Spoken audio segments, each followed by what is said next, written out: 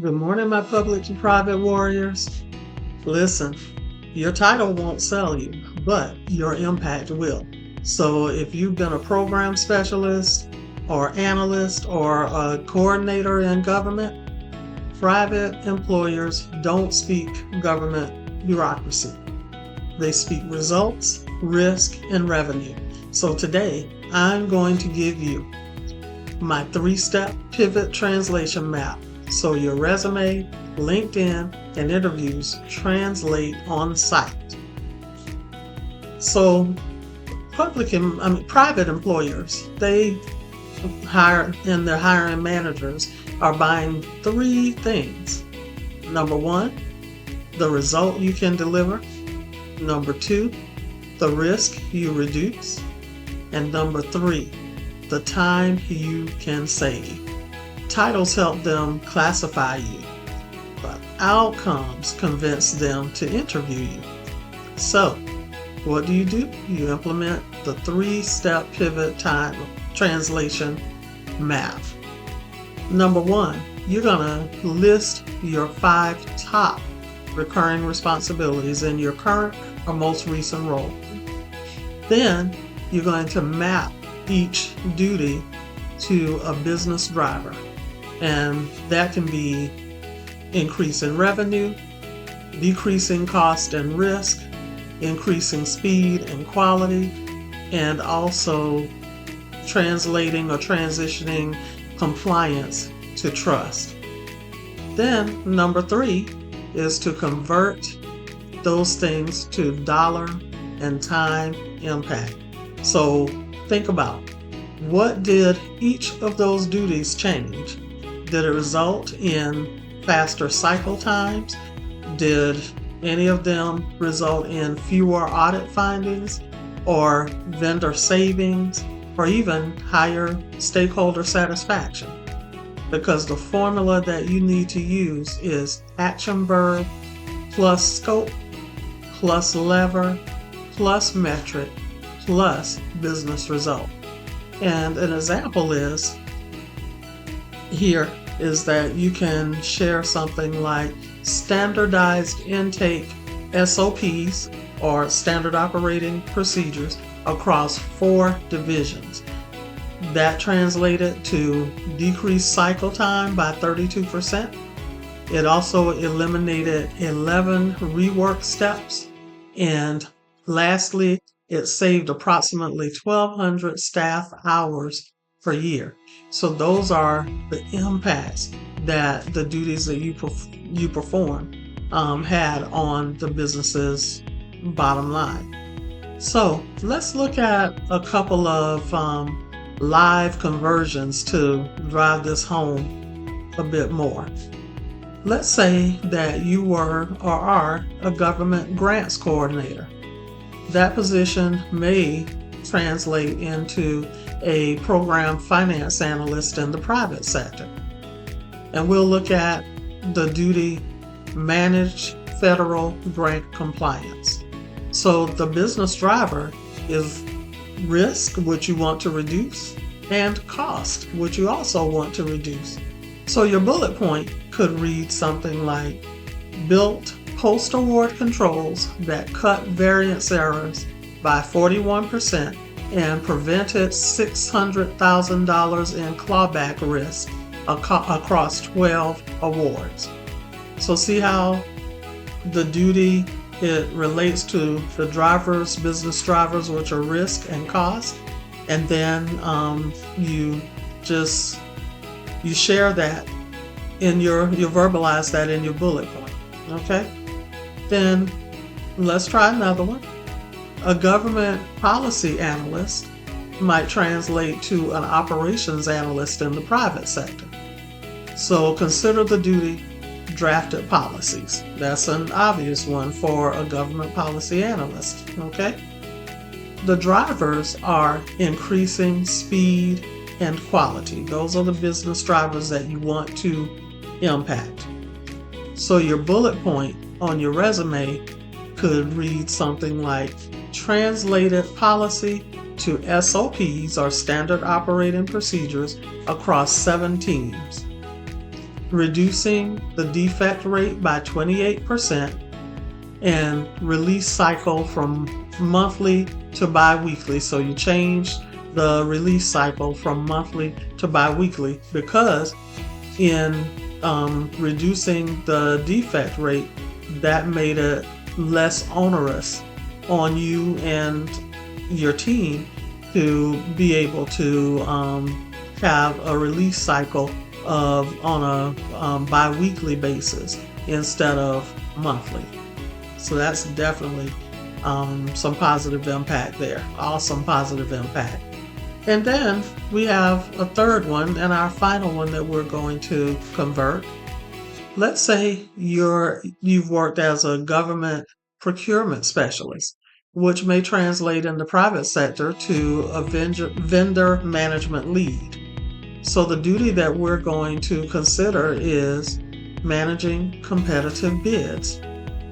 The drivers are the reduction of cost and the reduction of risk.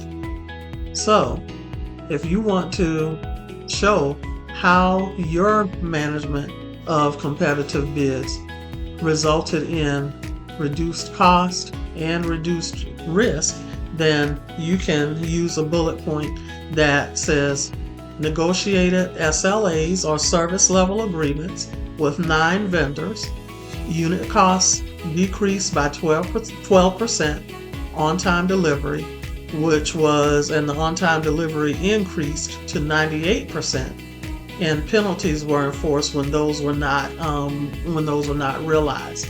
So the next thing that you want to do once you do your conversion is you want to say, I led with a team of, and however many team members were there working on projects, or I owned X in a cross-functional team of Y, and you want to say what their function was. Take ownership of your slice and credit the team for their part as well. Then the next thing you want to do is you want to quantify without disclosing, because certain things in the business world you just are not allowed to share. So learn how to quantify without disclosing. So to do that, you use ranges and ratios, such as reduced audit findings by 1/3, or saved hundreds of staff hours, improved on-time delivery from approximately 80 to 98%, and protected sensitive data, improved direction and magnitude. So there you have it. Also, this is a good way to share how your impact when you are not quite sure of the exact level of impact you had. You don't have those exact numbers. So keep that in mind. And the way that you want to continue along with this for yourself as you plan and implement your transition from public to private is you want to use this 7-day action plan that I've come up with for you. So on days 1 and 2, you want to list those duties and also assign the drivers, the business drivers that each one of them relates to. Then on day 3, gather your outcomes by hopefully you have some email messages, dashboards, and some kudos when that you've gotten from your clients or your customer base who you serve. Like, for instance, I just recently got one from an attendee at one of our training sessions where he thanked me for all of the great information that I provided during that training.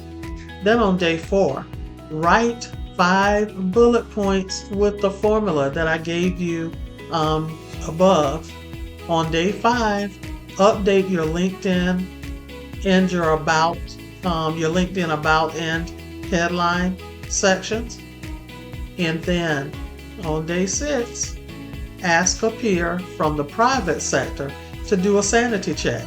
What you want to do is ask that peer when they read these redone bullet points as well as your new LinkedIn about section in your LinkedIn profile headline if it makes sense to them, if it translates into